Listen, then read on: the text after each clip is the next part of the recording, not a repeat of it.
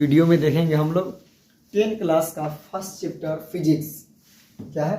First chapter है physics का और वो भी केवल ऑब्जेक्टिव क्वेश्चन है। तो ऑब्जेक्टिव क्वेश्चन जो लोग भी फर्स्ट चैप्टर पढ़ लिए हैं या फिर जिनको पढ़ाया गया है वो लोग इस क्वेश्चन का आंसर देंगे। जितना क्वेश्चन लिखा गया ऑब्जेक्टिव क्वेश्चन है उनको इसमें से बताना है और हम कोशिश करेंगे इस क्वेश्चन को भी थोड़ा सा डिटेल्स में करके हम समझाएं। जिनको याद है वो लोग रिवीजन कर लेंगे, जिनको याद नहीं है वो समझेंगे। देखेंगे लेट न करके कि फर्स्ट क्वेश्चन क्या कर रहा है। तो फर्स्ट क्वेश्चन है कि ऐसे पदार्थ जिनसे होकर प्रकाश आसानी से पार कर जाता है, यानी कि जिस पदार्थ से प्रकाश आसानी से पार कर जाता है वैसे पदार्थ को क्या कहा जाता है? तो वैसे पदार्थ को पारदर्शी पदार्थ कहा जाता है। क्या कहा जाता है? पारदर्शी पदार्थ, यानी कि जो कोई भी ऐसा पदार्थ है जिससे प्रकाश आसानी से आर पार निकल जाएगा वैसे पदार्थ को क्या कहा जाता है? पारदर्शी पदार्थ। ठीक, सही आंसर हमारा है पारदर्शी पदार्थ। अब आखिर ये भी जान लेंगे कि अपारदर्शी पदार्थ होता क्या है। तो जिससे प्रकाश नहीं निकलता है आर पार वो क्या है? अपारदर्शी पदार्थ। जिससे प्रकाश के थोड़ा सा ही कण बाहर निकल पाए, हिस्सा निकल पाए, उसको क्या बोला जाएगा? पारभासी पदार्थ। यानी कि पदार्थ जो है तीन को होते हैं। एक जिससे प्रकाश आसानी से निकल जाता है उसको पारदर्शी पदार्थ कहा जाएगा, जिसे नहीं निकलेगा अपारदर्शी, और जिसे थोड़ा सा निकलेगा कुछ भाग वो क्या होगा? पारभासी पदार्थ। समझ में आ रहा है? यानी कि पहला का आंसर हमारा क्या है कि जिनसे होकर के प्रकाश आसानी से निकल जाता है उसको पारदर्शी पदार्थ कहा जाता है। समझ में?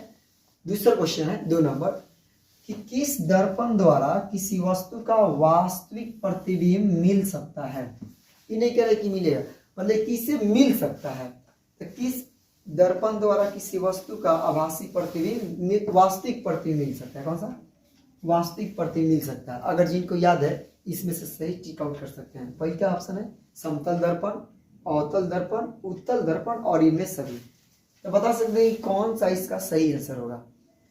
तो हमें मिल सकता है वास्तविक प्रतिबिंब अवतल दर्पण में। किसमें? हमें अवतल दर्पण में वास्तविक प्रतिबिंब मिल सकता है। ठीक, 3 नंबर क्वेश्चन पढ़ोगे।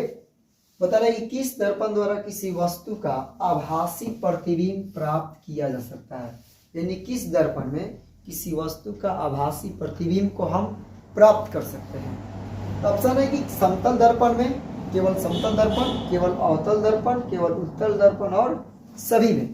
तो हम जो है आभासी प्रतिबिंब समतल दर्पण में ही प्राप्त कर सकते हैं, अवतल दर्पण में ही प्राप्त कर सकते हैं और उत्तल दर्पण में ही प्राप्त कर सकते हैं।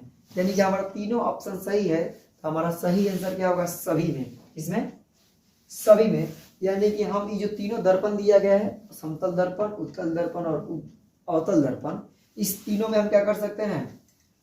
आभासी प्रतिबिंब प्राप्त कर सकते हैं। यानी कि इसका आंसर होगा सभी, यानी कि सभी दर्पणों में हम आभासी प्रतिबिंब को प्राप्त कर सकते हैं। क्या समझ में आया है? फिर देखेंगे नेक्स्ट। अगला क्वेश्चन है कि वस्तु से छोटा और आभासी प्रतिबिंब, क्या है?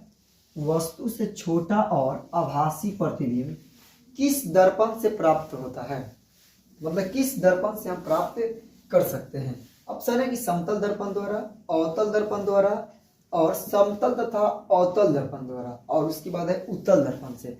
यानी किस दर्पण में हम छोटा, यानी वस्तु से छोटा हो और आभासी प्रतिबिंब हो, तो किस दर्पण में हम प्राप्त कर सकते हैं। तो इसका आंसर होगा कि हम वस्तु से छोटा और आभासी प्रतिबिंब प्राप्त कर सकते हैं किसमें? उत्तल दर्पण में। किसमें? उत्तल दर्पण में प्राप्त कर सकते हैं। इसके बाद लास्ट यानी 5 नंबर क्वेश्चन है, देखेंगे ध्यान से पढ़ेंगे। कह रहे हैं कि किसके द्वारा एक बिंदु स्रोत से समांतर किरण पुंज मिल सकती है। कौन सा किरण पुंज? यानी कि किसके द्वारा, कौन से दर्पण के द्वारा समांतर किरण पुंज हमें मिल सकता है। इसका ऑप्शन है कि अवतल दर्पण द्वारा, उत्तल दर्पण द्वारा, एक और भी, यानी कि अवतल और उत्तल दोनों के द्वारा, और लास्ट ऑप्शन है कि इनमें कोई नहीं। तो किस दर्पण से हम समांतर किरण पुंज प्राप्त कर सकते हैं ये देखेंगे। तो किसके द्वारा हम समांतर किरण पुंज प्राप्त कर सकते हैं? जो हेडलाइट में लगाया जाता है। किस दर्पण का प्रयोग वाहनों के हेडलाइट में प्रयोग होता है? अवतल दर्पण। यानी कि हम अवतल दर्पण द्वारा समांतर किरण पुंज प्राप्त कर सकते हैं। इसको एक तरह से और भी समझ सकते हैं। जो वेपर होता है, हम वेपर का लाइट चेंजिंग नहीं करते हैं, एक पूरा फैले रहता है, और उसमें जो स्विच होता है उसको हम एक बराबर में भी कर सकते हैं। ठीक, नेक्स्ट देखेंगे 6 नंबर क्वेश्चन। और 6 नंबर क्वेश्चन है, देखिएगा अच्छा से, समझ में आ रहा है। 6 नंबर क्वेश्चन देखिएगा, 6 नंबर क्वेश्चन है कि कहाँ पर स्थित होने से वस्तु का प्रतिबिंब अवतल दर्पण के फोकस पर बनता है। यानी कहाँ पर कोई वस्तु स्थित होगा जिसके वजह से क्या होगा, अवतल दर्पण के फोकस पर बनेगा उसका प्रतिबिंब। तो कहाँ पर स्थित होगा, अनंत पर, यानी फोकस पर होता है तो नहीं बन पाएगा प्रतिबिंब।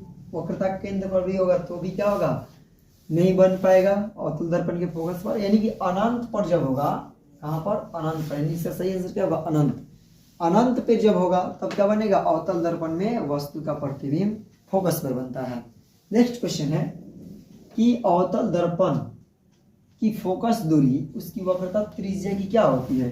तो अवतल दर्पण या उत्तल दर्पण दोनों के लिए जो फोकस दूरी होता है वो क्या होता है, वक्रता त्रिज्या के 2 से भाग देते हैं, यानी कि आधा होता है।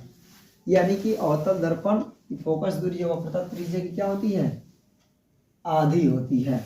ऑप्शन है 2 गुनी, चौगुनी, बराबर और आधी, यानी क्या है, आधी इसका सही आंसर होगा। इसके बाद नेक्स्ट क्वेश्चन है कि एक अवतल दर्पण में वस्तु की स्थिति फोकस और ध्रुव के बीच हो तो प्राप्त प्रतिबिंब क्या होगा, मतलब कैसा होगा। यानी कि अवतल दर्पण में यदि वस्तु की स्थिति कहाँ हो, फोकस और ध्रुव के बीच हो तो उसका प्रतिबिंब कैसा होगा, वास्तविक और बड़ा होगा, या वास्तविक और छोटा होगा, या आभासी और बड़ा होगा। इसमें से सही आंसर कौन है, और लास्ट वाला है सभी, तीनों सही। इसमें सही आंसर चुनिए और 2 सेकंड के टाइम बताइए कौन सा सही आंसर है। वास्तविक और बड़ा, वास्तविक और छोटा, आभासी और बड़ा, इसमें से कौन सा सही आंसर है हमें बताना है।